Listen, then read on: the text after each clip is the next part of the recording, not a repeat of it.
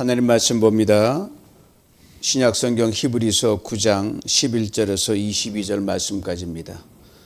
9장 11절에서 22절 말씀 제가 읽어드립니다. 그리스도께서는 장래 좋은 일의 대제사장으로 오사 손으로 짓지 아니한 것 곧 이 창조에 속하지 아니한 더 크고 온전한 장막으로 말미암아 염소와 송아지의 피로 하지 아니하고 오직 자기의 피로 영원한 속죄를 이루사 단번에 성소에 들어가셨느니라.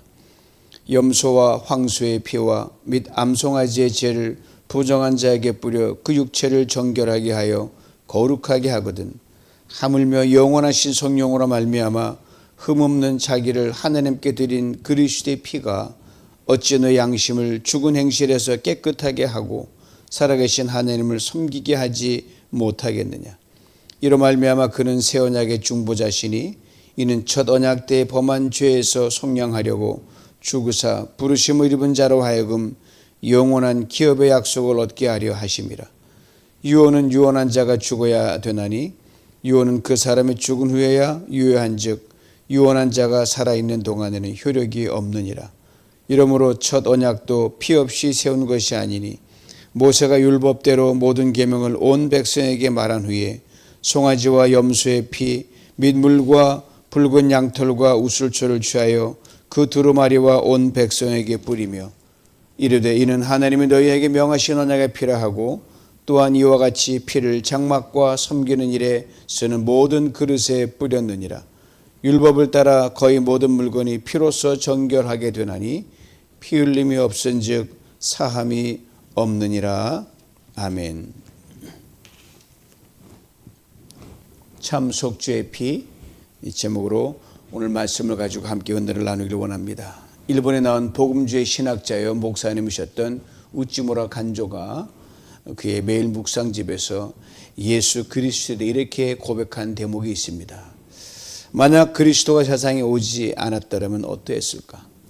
만약 세상에 공자가 있고 장자가 있고 석가가 있고 마호메트가 있고 플라톤이 있고 알렉산더가 있고 시저가 있어도 그리스도가 없었다면 어떠했을까?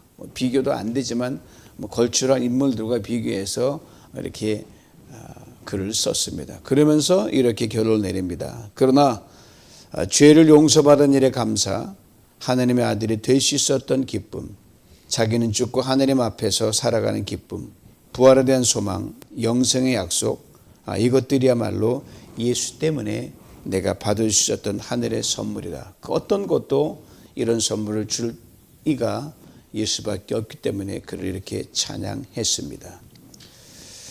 그리고 예수 때문에 받은 많은 선물들 중에 제일 우선으로 꼽은 것이 뭐냐면요, 바로 죄 사함입니다. 지극히 성경적 고백이죠. 그렇습니다. 예수 그리스도가 이 땅에 오신 제1의 목적이 바로 죄인인 우리들을 사하시기 위함입니다. 성경에 이렇게 분명히 말합니다. 마태복음 1장 21절이에요. 아들을 낳으리니 이름을 예수라 하라. 이는 그가 자기 백성을 그들의 죄에서 구원할 자이심이라 하니라. 죄란 하나님으로부터 멀어짐을 말합니다. 우리가 보는 세상에 많은 모순된 것은 죄의 결과에 물입니다. 그러네 처음 사람 아담과 하와가 하나님이 거하신 에덴을 나와 가시와 엉겅퀴가 무성한 에덴의 동쪽에 살게 되었습니다. 아시노라 인간의 생명의 근원은 하나님이시거든요. 그가 우리를 지으셨기 때문입니다.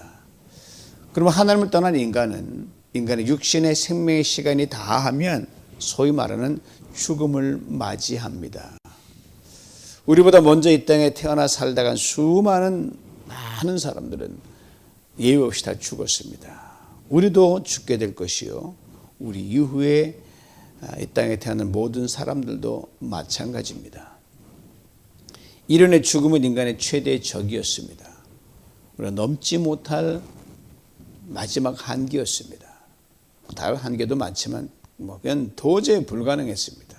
그런데 하나님께 우리를 죄 가운데 죽을 운명으로 내버려 두지 않으시고 우리를 구원하기 위해 당신의 아들 예수 그리스도 우리에게 보내주셨습니다. 예수 그리스도 우리의 죄를 걸머지시고 십자가에 대신 죽으셨습니다. 그런데 이보다 앞서 예수 그리스도를 통해 우리를 죄에서 건진다는 것을 예수 그리스도가 이 땅에 태어나시기 전에는 오래전 구약시대의 제사법을 통해 우리에게 오래전 모형으로 보여주셨습니다. 그림자죠. 히브리서가 이것에 대해 오늘 본문을 전후로 아주 상세하게 설명해 줍니다. 처음부터 에덴에 쫓겨나서부터 처음부터 그리스도를 보내시지 왜 이렇게 오랫동안 기다림의 시간을 주셨을까? 이런 궁금증이 저는 이따금씩 듭니다. 뭐 이렇게 복잡한 인간의 역사를 오래오래 지질 끄셨을까? 저로서는 알 길이 없죠. 후일에 천국 가서 하나님께 제일 먼저 물어보고 싶은 질문입니다. 한 가지 분명한 것은요, 예수 그리스도를 통한 속죄는 구약의 짐승을 통한 속죄의 연장선에 놓으셨다는 겁니다. 예수 그리스도가 사람으로 오셨기에 구약의 속죄의 규례가 사람이면 따라야 되는 규례이기 때문에 그렇게 하신 겁니다. 그러기에 히브리서에는 예수 그리스도의 속죄를 구약의 제사법과 성소에 대한 예를 들어 비교하면서 아주 논리정연하게 성경적으로 빈틈없이 설명하고 있습니다. 설명하는 과정을 자세히 들여다보면 같은 의미를 표현을 달리해서 할 때가 있고요. 같은 표현이 반복해서 등장해야 됩니다. 그러니까 조금 복잡해 보여요. 실제로 복잡하고 또 어렵게 느껴질 때가 있습니다. 그러나 큰 그림 하나만 놓치지 않으면 여러분 결코 이해하는데 어렵지 않은 게 히브리서입니다. 그래서 결론부터 말씀드리죠. 히브리서 전체 결론에는 마찬가지예요. 예수 그리스도를 통해 하나님께서 이루신 속죄를 세 가지로 압축합니다. 첫째가 완전한 속죄입니다. 둘째, 단번의 속죄입니다. 셋째, 영원한 속죄입니다. 이것을 말해주려고 시작부터 거창의 영원이라는 시간을 불러옵니다. 천사 이야기도 끄집어냅니다. 아브라함과 살렘왕 이야기도 가져오고요. 모세도 불러내고요. 성막 이야기도 가져옵니다. 당연히 율법도 등장하지요. 애굽 노예 시절도 가져오고요. 로마 시대 유언에 대한 이야기도 불러오고요. 그리고 이외에도 예수 그리스도만이 유일한 속죄와 구원의 길인 것을 드러낼 수 있다고 하면 하여튼 불러올 것은 다 불러옵니다. 이런에 저 개인적으로는 히브리서에 대해 이렇게 말하지 않을 수가 없습니다. 대략 네 가지예요. 첫째, 신비의 책이다. 도저히 헤아릴 수 없는 시간을 막 넘나드니까 무슨 공상과학 영화 보는 것 같아요. 둘째, 시작도 끝도 없이 멈추지 않고 계속 이어지는 하나님의 음성이 들려오는 게 히브리서입니다. 셋째, 그러기에 사람의 손을 빌려 썼지만 진정한 저자는 배후에 있는 하나님이시다라는 거예요. 넷째, 예수 그가 누구인가를 가장 잘 설명해 주는 책입니다.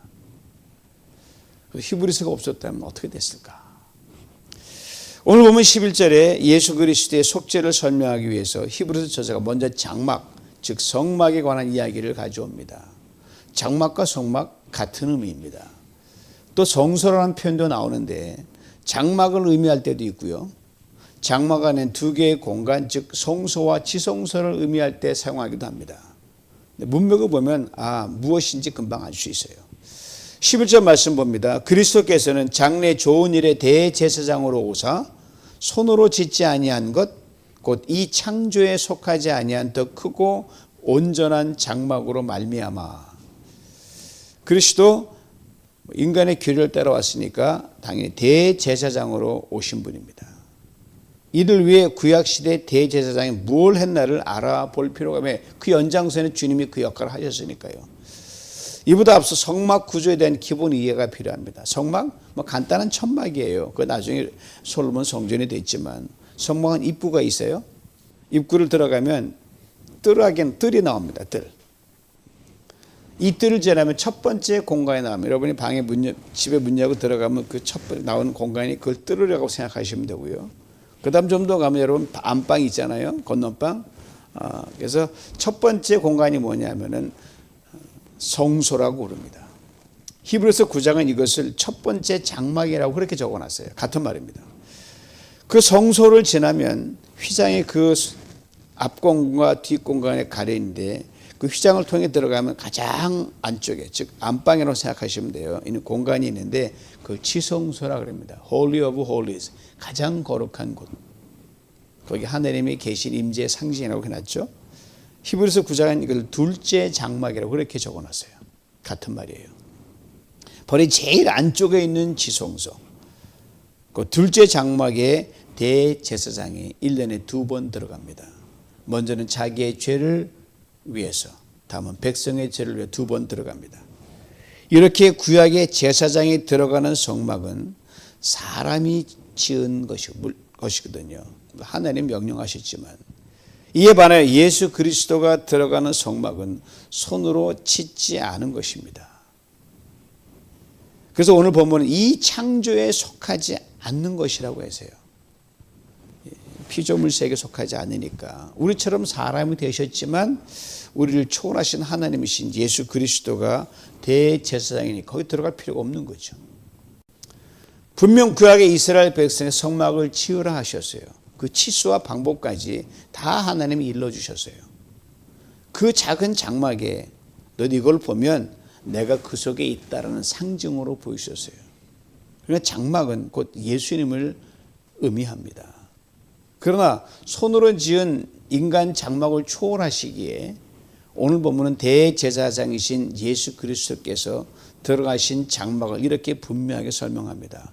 손으로 짓지 아니한 것, 곧 이 창조에 속하지 아니한 더 크고 온전한 장막. 그게 어디 있어요? 가장 큰 장막, 예수님 자신입니다. 십자가에 찢기신 몸이시지요.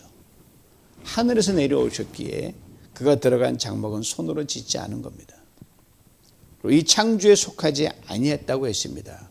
예수 그리스도는 창조주 하나님이시기에 그가 창조한 피조 세계에 속하지 않는다는 말입니다. 아주 주도면밀하고 정확하게 적어놨어요. 어쩌면 이렇게 잘 설명했는지 감탄하지 않을 수가 없습니다. 온 우주보다 크신 하나님 아니십니까? 그래서 우주를 다 펼쳐도 담을 수 없는 예수 그리스도, 그가 사람이 되셨으니 얼마나 신비롭고 놀라운 일입니까? 솔로몬도 성전을 지어놓고요, 장막보다 크지만 아무리 커도 못 담으니까 이 작은 초라한 궁전에 하나님 거하시겠습니까? 그렇게 겸손히 고백한 적이 있어요. 바로 고백을 잠시 불러옵니다. 이 보배를 질그릇에 담았다. 보배 예수 그리스도입니다.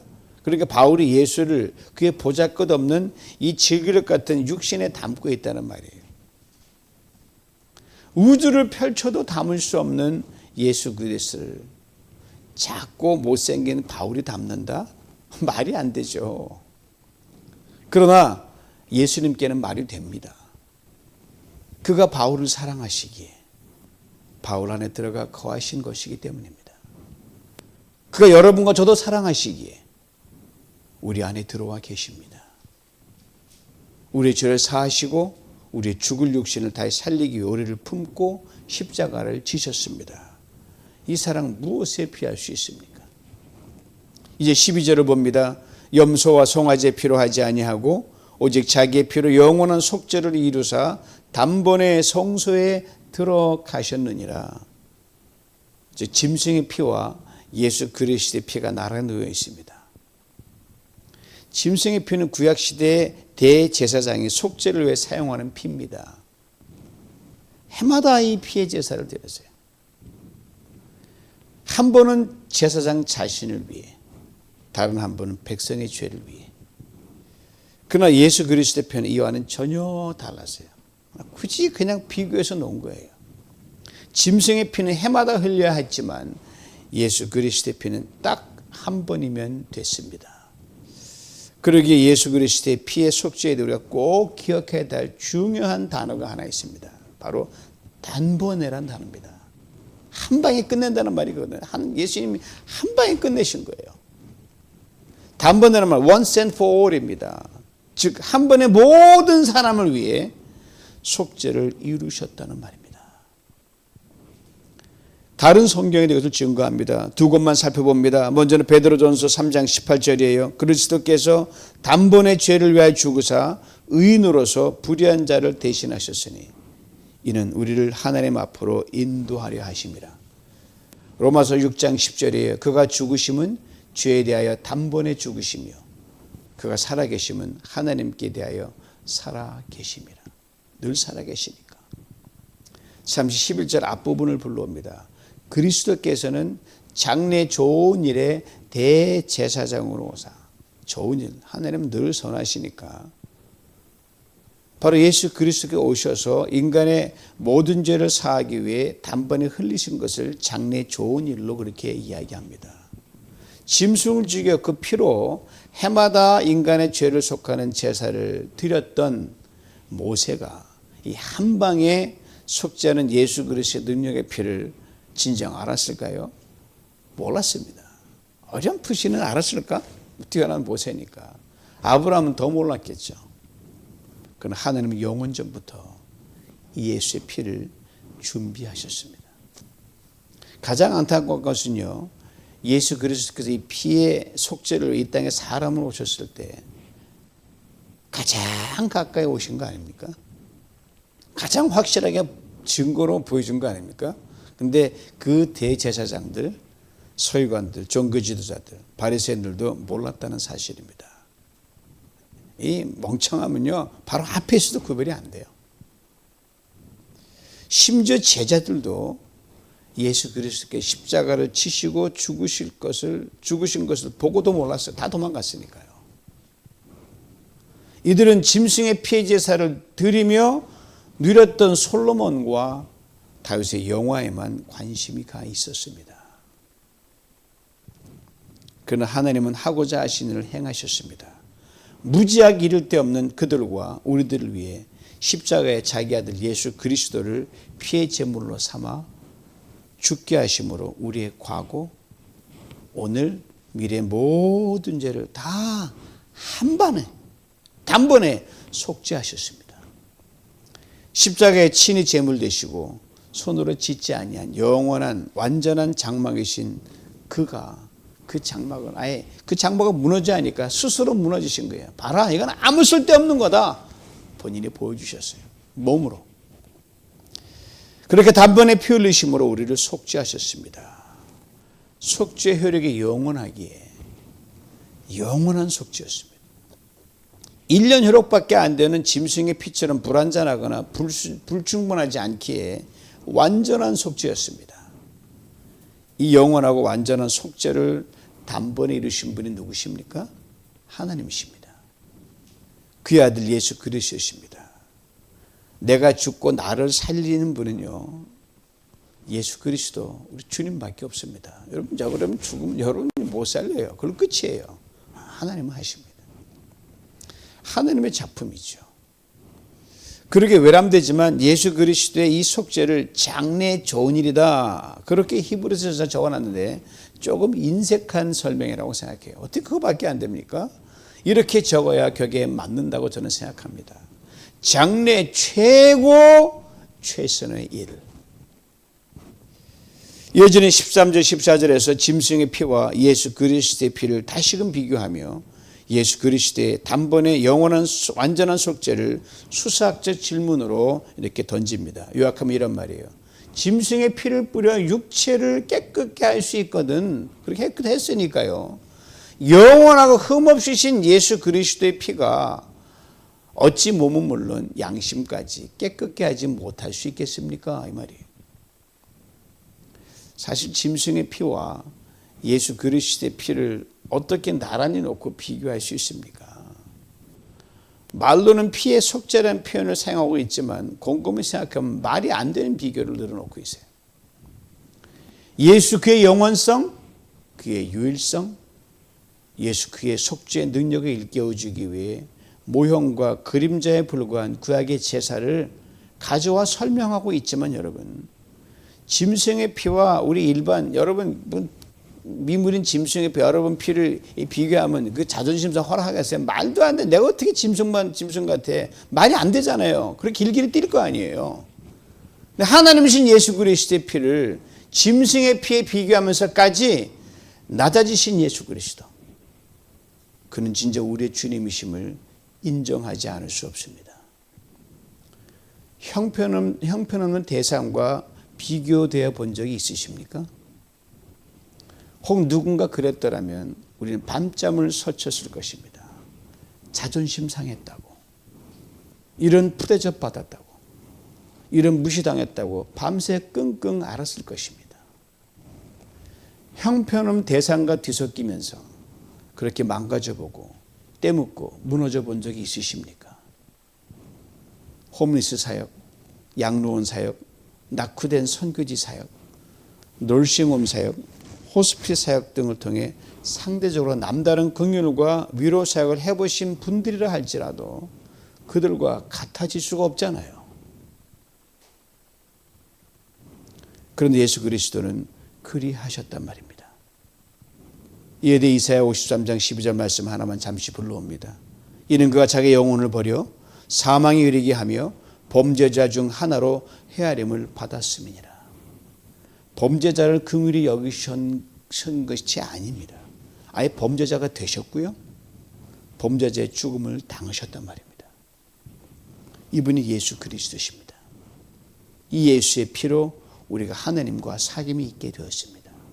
이 예수의 피로 우리가 하나님께 나아가는 은총을 입게 되었습니다. 단번에, 영원히, 완전히. 그러기에 예수의 이름을 부를 때 그 이름은 우리의 능력이 됩니다. 오늘도 죄를 사하십니다. 오늘도 생명으로 역사하십니다. 창조 되신 예수가 우리 때문에 형편없는 비교를 당하셨습니다.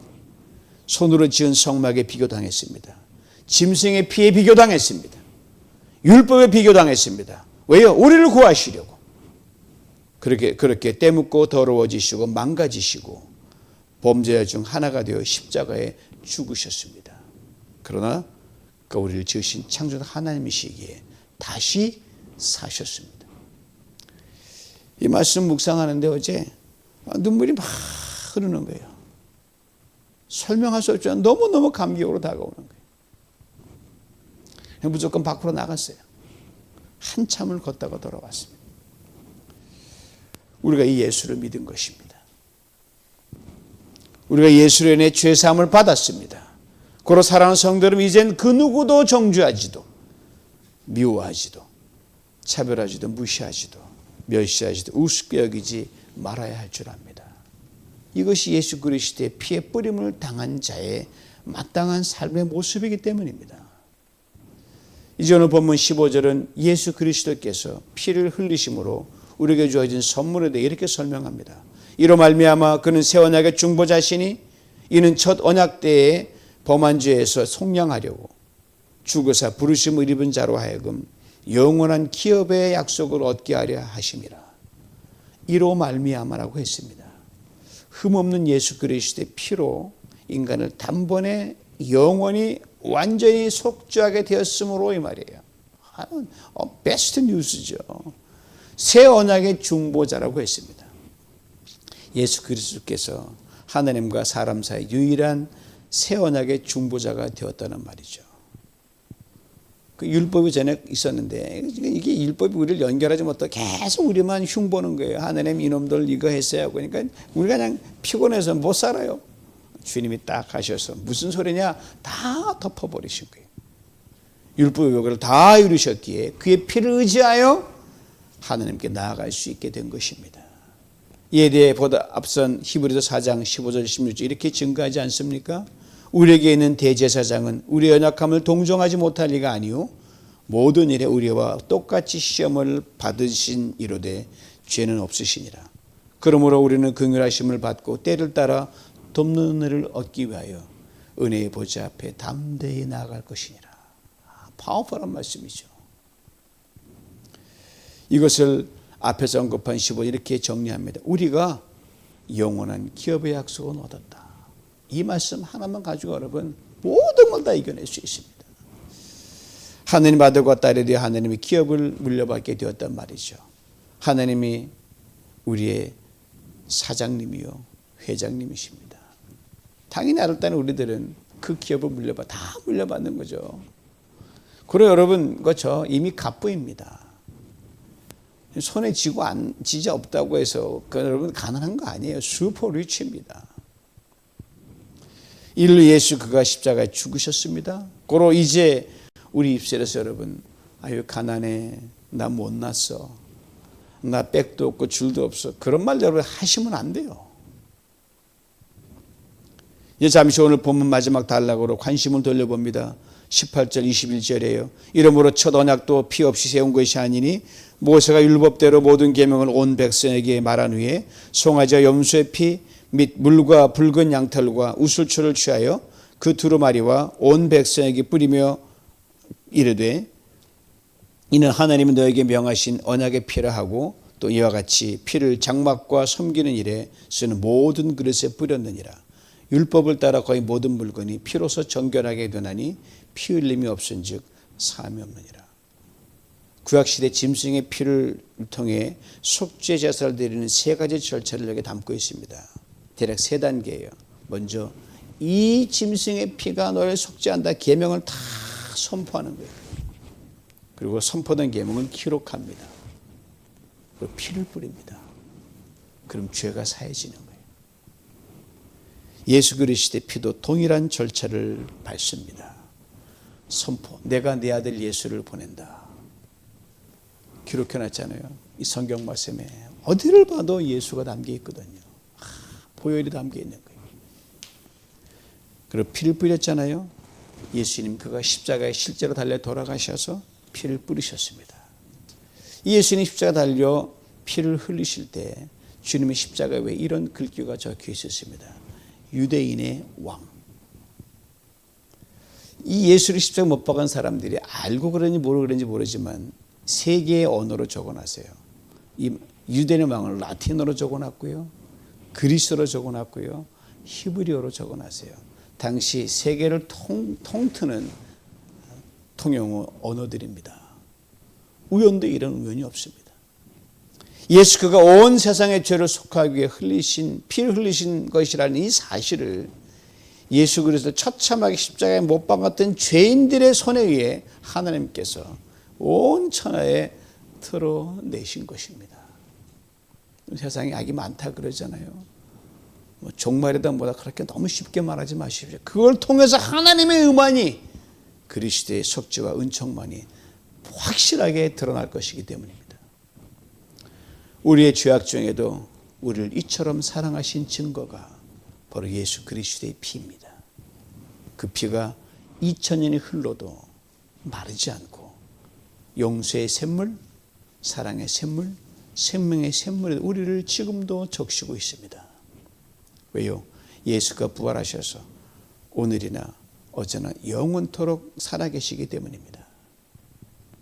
예수 그리스도의 피만이 참 속죄의 피입니다. 우리를 위한 완전한 속죄입니다. 우리를 위한 단번의 속죄입니다. 우리를 위한 영원한 속죄입니다. 이 속죄의 능력으로, 이 속죄의 은혜로 어제보다 오늘, 오늘보다 내일 날마다 믿음의 진보를 누리며 예수 그리스도의 빛과 소금으로 살아가는 우리 모두가 될 수 있기를 주님의 이름으로 축원합니다. 하나님 아버지 감사합니다. 이 참 속죄함을 입은 우리가 되려 마땅한 고백이 주님 당신만 있으면 됩니다. 주님, 주님으로 만족합니다. 이래야 함에도 우리 여전히 나로 꽉 차 있고 내 속에 내가 너무 많이 있습니다. 우리를 용서하여 주시옵소서.